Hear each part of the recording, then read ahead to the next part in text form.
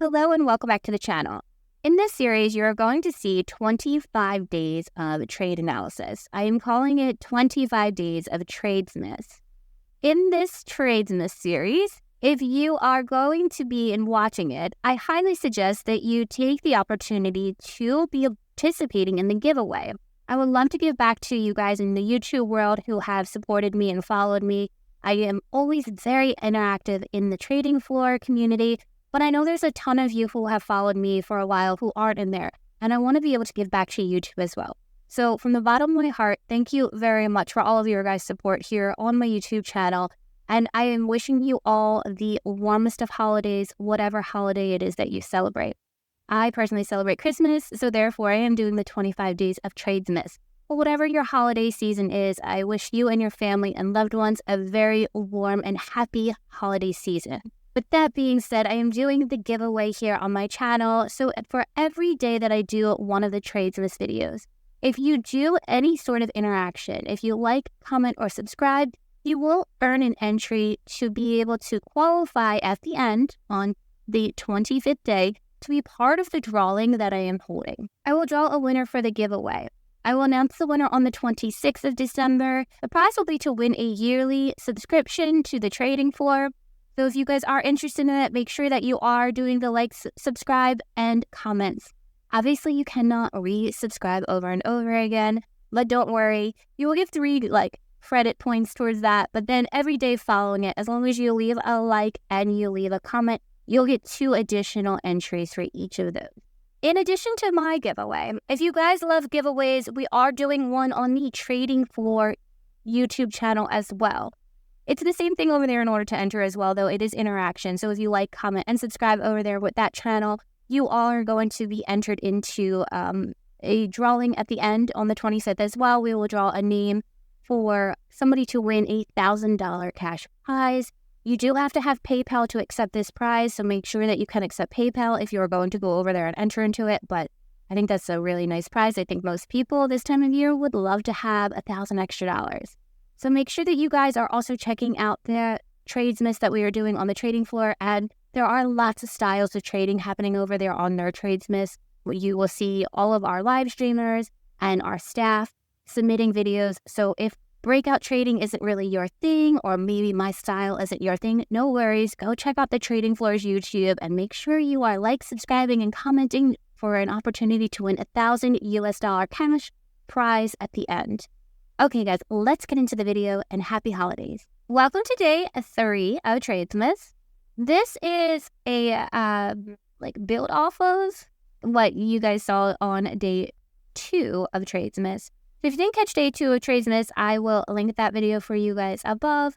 But basically, I just showed you guys kind of what the back end of the Discord that we run, our community and the trading floor, what it looks like, and where it is that I'm pulling these trades from, just so you guys know that there is accountability here.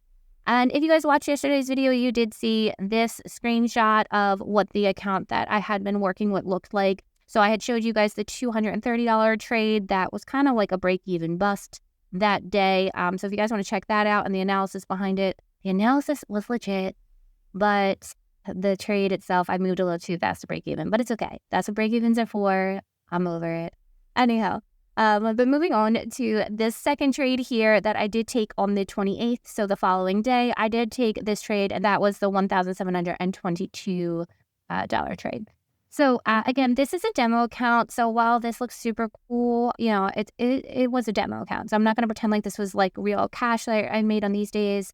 I do state in here, this is a demo. I'm done for the year. And starting tomorrow, we'll actually get into the live account trades, which is a lot more fun in my opinion because it's real money.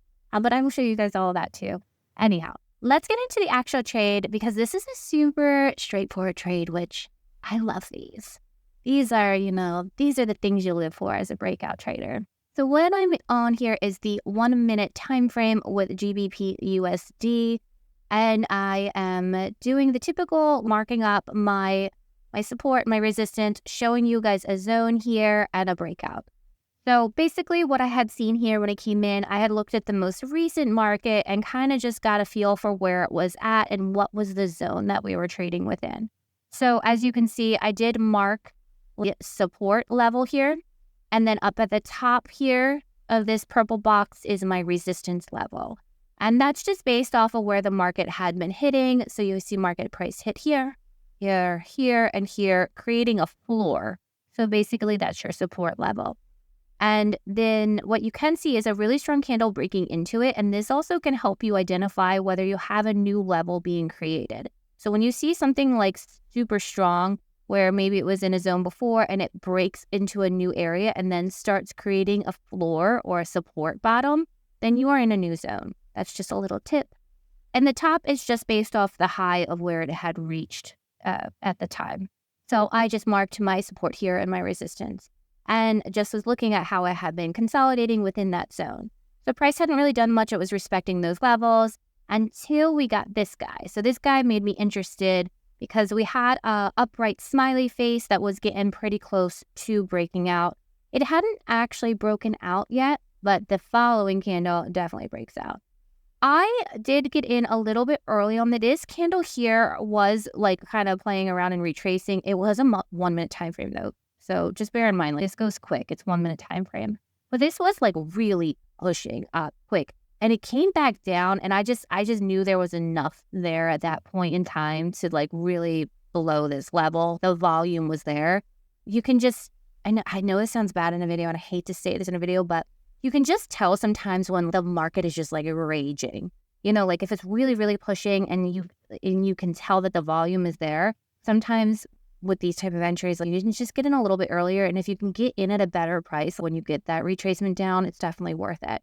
So once I knew that it was breaking out, I did get into this one. I did pop, and I don't have a screenshot of this, I'm so sorry, but I did pop down to the seconds, which is crazy. I don't suggest that, but I did pop down to the seconds time frame just to ensure that the candles that I was looking at were closing and were creating a little bit of a market structure on a smaller time frame. But please do not think you have to do that. That was just something I was doing because I'm on the 1 minute time frame and I was trying to get in at the best entry price I could. So I did do that. So that was my entry area. It was based off of this upright smiley face. So when you get an upright smiley face like this, it is showing that there is bullish momentum. I like to wait until it actually breaks out of my zone and closes above it. The lower time frames, like I said, on the seconds, they were closing above this. So I was okay to enter in a little bit earlier. So I entered in. My stop loss, when you break out like this, but you haven't come back to retest. So you break out, but you haven't gotten that retest of your zone you broke from.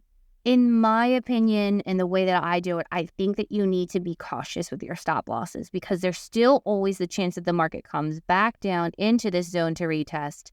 And you never know exactly how deep into that zone it might retest and then continue. So until you've gotten that confirmation retest, the way that I do it is I like to cover pretty much the entire zone, which can be pretty heavy at sometimes depending on the time frames you're trading and the move that you're looking at. Use your own judgment when it comes to whether the risk to reward for that trade would be worth it. If you have to cover that stop loss, that huge area, because there's been no retest yet, if you have to cover that and your reward that you would look for, the next area to the left that you would use, isn't like worth it, please don't take that trade. I show this a little bit in the first day of Tradesmas. So if you guys want to check it out, go check out that video and I kind of show you an example in there on what I'm talking about with a better risk to reward. But anyhow, this risk to reward did work out fine when I was marking the stop loss as far as where I want it to go. And then my take profit was actually using a bank number. So you guys can see I actually do write that in here, that I used a bank number and a previous area to the left. So I was looking to the left. There was a little area to the left that was a zone that I had seen, and it made sense to be the next zone that the market was probably pushing up to. I also like to target rounded off numbers if possible, especially if I'm not 100% sure where I think it might be going. Sometimes I'll just stay on the more cautious side and I'll pick a number that like the banks would like, because that's who really controls the markets at the end of the day, right? We're just little fish in a big pond. So I like to swim behind them sometimes if it need be and just grab where I think that the most practical place for them to go would be.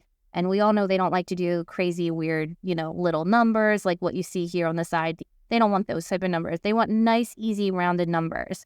So 1.2700 seemed like a really nice place for me to land if I was a bank, and I'd be happy with it. So that was the number that I stuck with for my take profit and was able to secure. So that worked out to be like a 1.7 risk.